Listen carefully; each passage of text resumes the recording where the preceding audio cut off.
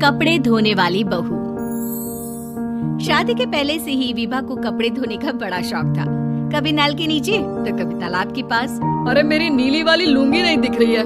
विभा की अम्मा कहाँ रखी है लुंगी? अरे वो तो विभा ने परसों ही धोकर रखी थी आपकी अलमारी में, देखो वहीं होगी। वो ना मैंने आज धो दी, मुझे लगा कि गंदी हो गई होगी। अरे कैसे गंदी हो गई थी, उसे तो मैंने पहना भी नहीं। हे भगवान, इस लड़की के कपड़े धोने की आदत से परेशान हो गया हूँ मैं। जितना तो घर में राशन नहीं आता उससे कहीं ज्यादा डिटर्जेंट पाउडर का खर्चा है।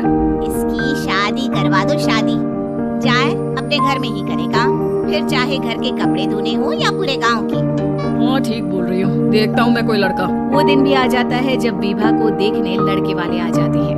लड़की मुझे अच्छी लगी। होने वाली सास कहती है, बेटी अगर कुछ पूछना है तो पूछ लो। वैसे तो हमारी लड़की बहुत ही शर्मीली है, जो बोल दो वो मान लेती है, इसे क्या पूछना होगा। अरे कैसी बात कर रही हो माँ, मुझे इन लोगों के घर रहना है, सवाल तो कई है। हाँ हाँ बेटा पूछ लो ना, क्या पूछना है।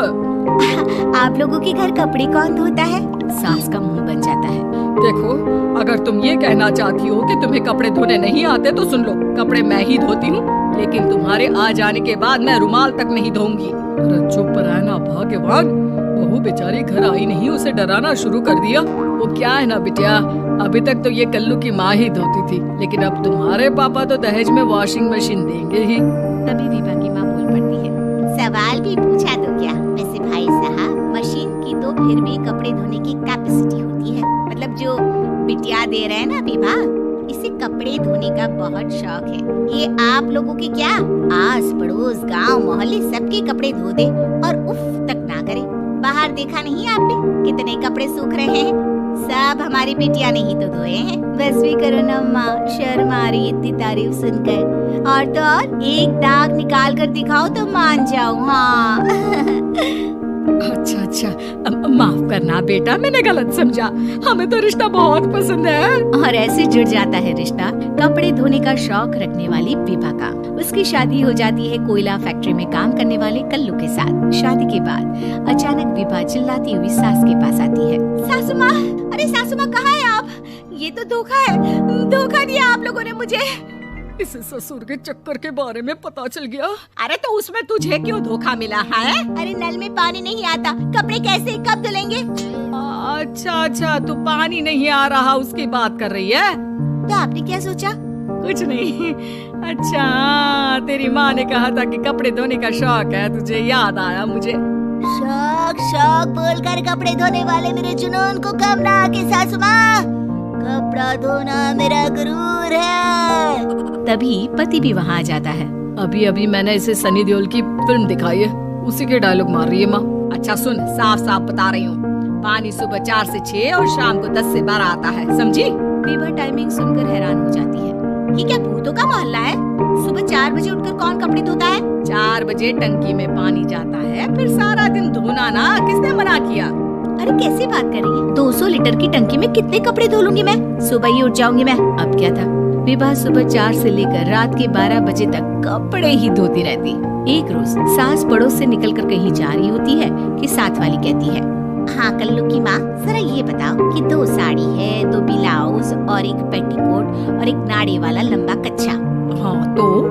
अरे तो क्या कितना लोगी धुलाई, ये बताओ। धोबन दिख रहे हैं हम क्या? हमारे पति सरकारी नौकरी से अभी अभी रिटायर हुए हैं और बेटा सुपरवाइजर है कोयला फैक्ट्री में। धोबन समझ रखा है हमें। हाय रे कल्लू की अम्मा, माफ कर दो, वो तो मोहल्ले में यही सब बता रहे थे कि तुमने बहू को कपड़ा धुलवाने के काम में लगा दिया है। सास को पड़ोसन की बात सुनकर गुस्सा आ जाता है। वो घर पहुंचती है जहां घर के बाहर ही इतने सारे कपड़े सूख रहे होते हैं जितने कि किसी धोबन के घर पर। अरे ओ कल्लू की दुल्हन, बाहर निकल। माँ जी यहीं आ जाओ, बाथरूम में चादर धो रहे हैं हम। अरे अभी हम धोते हैं, तुमको बाहर निकलो। ये आस पड़ोस वाले बोल रहे हैं कि हम बहू से कपड़े धुलवा धुलवा कर उसे कपड़ा धोने वाली बना दिए हैं। अरे छोड़ो ना माँ जी, किन लोगों की बातों में आती हो?